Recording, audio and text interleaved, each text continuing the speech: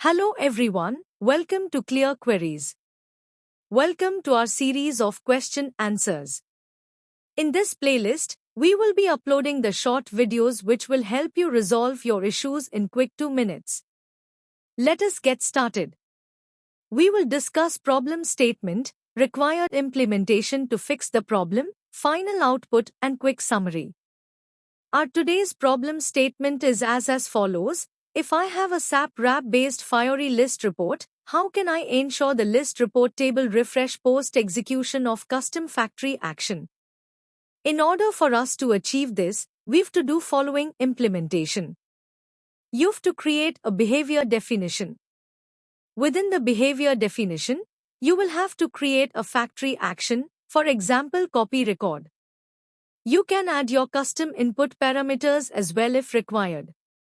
While implementing the factory action, you've to declare an internal table.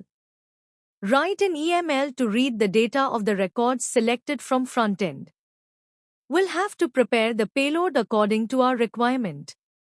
For example, here we'll pass the same data as that of the source record to copy the record.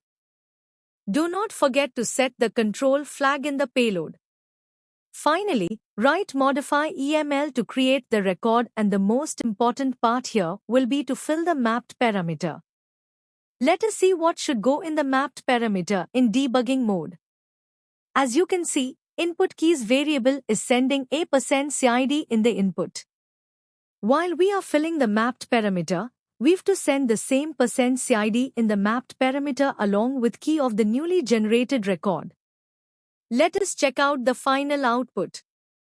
I've consumed the service in Fiori list report. I am selecting 3 records here and clicking on copy button. As you can see, the list report table is getting refreshed automatically and newly created records are visible on the list without doing any further click. Let me summarize what we've learned so far.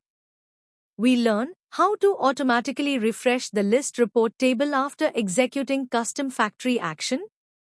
In order for us to achieve this, we've to take care of 2 important aspects. 1. Mapped parameter of action should return generated key value correctly.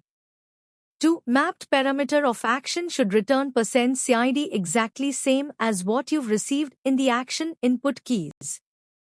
Thank you for watching. Please like the video and subscribe to our channel to learn more.